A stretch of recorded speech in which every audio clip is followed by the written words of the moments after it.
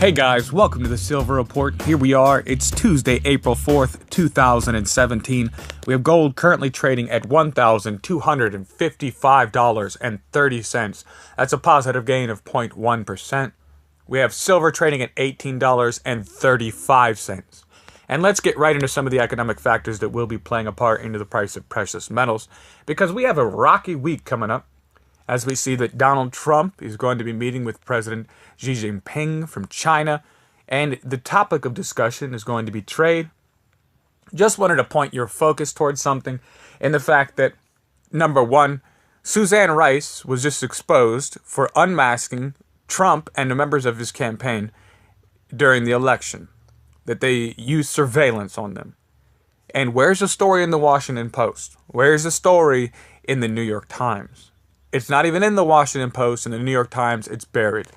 So when you look at this meeting, the reason it's going to be so devastating to markets is the fact that there can be nothing positive that will be reported about it. Because all it takes is a bad report, right? But there will be nothing positive. This media has already decided it is not going to report anything positive about this administration. So as they meet on Trump's golf course and they discuss trade with the U.S., we can expect there shall be some volatility. Another thing that is driving these silver and gold prices, we see this consistent rally that is picked up, major moves into gold as well as silver. But don't worry. JP Morgan came out and they made an announcement. Nobody panic. This is just what a plateau looks like. And he's discussing this auto sales report that just came out. 7 out of the 8 largest automakers in the United States, they've all fallen short of sales projections for March.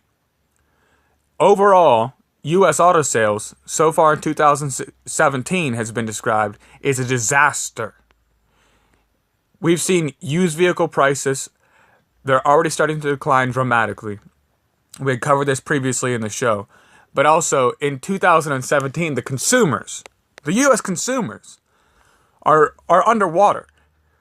They're weighed down by their auto loans, more than they have been ever before. Another thing that we're seeing is that the bankruptcies for the retail sector, the number of U.S. companies filing for Chapter 11 bankruptcy is the highest since the financial crisis. And more than that, since then, the bankruptcy rules have been changed, so they have 210 days to finalize whether or not they are going to go through with the bankruptcy and liquidate. So more companies that file for bankruptcy now also liquidate, because a closing sale, an end of store sale, takes about 90 days. So what we're also seeing is the subprime auto loan losses. They've soared to their highest level since the financial crisis. And the delinquency rate on those loans have risen to the highest level that we've seen since the last financial crisis. By now, I'm sure that you're starting to notice that there is very big danger in the water, as well as the rest of the world, because it is forcing them into silver and into gold. At least that's where most of the smart money goes. That is not following these fake news outlets like the Wall Street Journal. They're telling you, get ready, bulls, put your money in, time to spin the wheel. But at this very moment, approximately $200 billion has been loaned out by auto lenders to consumers with subprime credit. And just like the subprime mortgages that brought down the entire financial sector in the run-up to this financial crisis, subprime auto loans have been bundled together and sold as securities to investors. Believe it or not, this is a very lucrative business to buy up bad loans.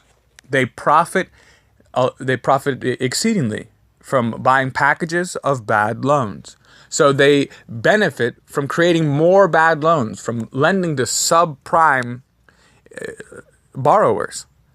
And just like the last time around, this has turned out to be a recipe for disaster. Many auto loans, including those considered subprime, are securitized and sold to investors. Morgan Stanley recently reported that the share of auto securities tied to deep subprime loans, those given to borrowers with a FICO score below 550, has risen from 5.1% in 2010 to 32.5% today. It said defaults on those bonds have risen significantly in the past 5 years. almost a quarter of the more than 1.1 trillion in U.S. auto loan debt is owed by subprime borrowers. The delinquency rates have hit their highest point in 7 years. So not only do we have U.S. businesses going and filing bankruptcy, but we see that the American consumer is saddled down with auto loans that not only they can't pay, but a lot of them will not pay and do not have the money to pay and don't have any kind of collateral put up as a result of these loans. So it's a great danger. And one thing to focus on is the fact that whenever these repos come in, when these continue to be delinquent and they return these cars, we already have cars sitting on the lots for record levels. And that's new cars and old cars, as we see the price of used vehicles dropping dramatically. Dealer inventories are now at the highest level that we've seen since the last financial crisis. And this is troubling because there's a whole lot of unsold vehicles just sitting there doing nothing. And as these delinquencies on these subprime loans continue, what you're going to see is that these cars are going to be coming back and they're not going to be able to sell them. They're not going to be able to recapitalize on those losses. And they're going to continue to take losses, and a whole lot of money has been pumped into this mess. U.S. auto sales so far in 2017, it's taken an average of 74 days before a dealer is able to sell a new vehicle. This number is the highest that it's been since the last financial crisis.